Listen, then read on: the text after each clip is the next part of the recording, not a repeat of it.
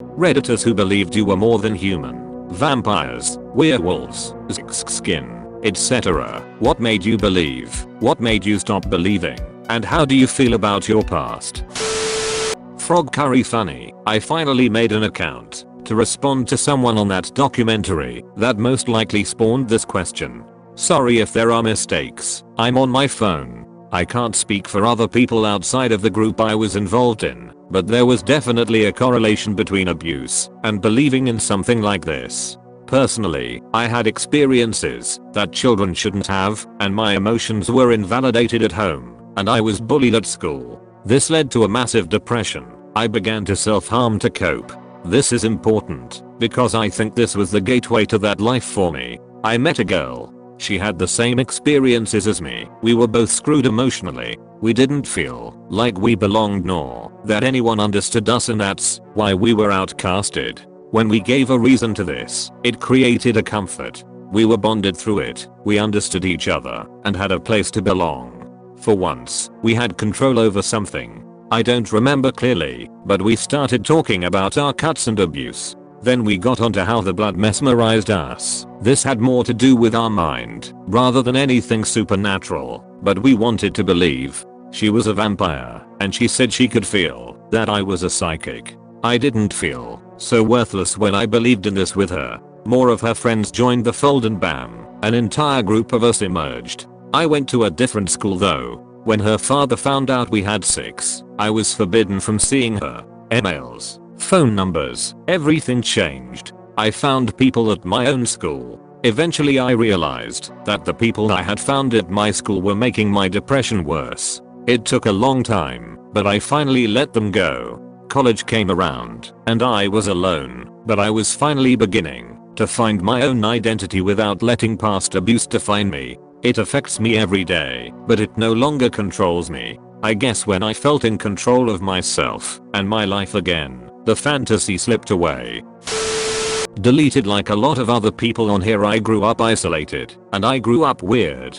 I had access to both a lot of fantasy books and my mother's and aunt's books on general woo, astrology, parapsychology, lizard people, and the occult. I read Harry Potter and assumed it was a nice little story. I then proceeded to pick up my aunt's book about working with her alchemy-themed tarot cards, which talks in a way that seemed factual about the existence of Nicholas Flamel, actual alchemist. I asked my mother and my aunt, Nicholas Flamel, he's real? They laughed a bit and said yeah, he was a real guy. My mind was blown wide open. Alchemy was real, therefore magic was real. And there were a lot of books on how to do magic, like actual magic. I proceeded to read all of them I could get my hands on and dove headfirst into what I still consider to be my blackmail polish phase. One of these books was put out my Llewellyn Press about shifters. It was all stories about people who turned into animals, fantastic beasts, elves, all kids of things and different forms of transformation, mental, taking on the mind of the animal, spiritual, feeling a spiritual kinship with the animal, astral, where you astral project as the animal, and last and most rarely the P-shifter or physical shifter who could turn bodily into an animal.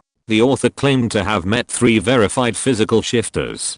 I went on the internet. There were seemingly vast networks of people with stories about being all kinds of kin types. I never participated in the forms, being an easily awed 7th grader by this point, but I used my print allowance at the school library to print off reams of info on shifters and energy manipulation. I wanted everything to be true. I wanted it to be true so badly. I needed something in my life that felt like I had any control, that made me feel cool and aloof, rather than semi-feral and strange. About this time I started making friends, and being the weird witchy kid who would run your astrological chart became my thing. To a certain extent it still is.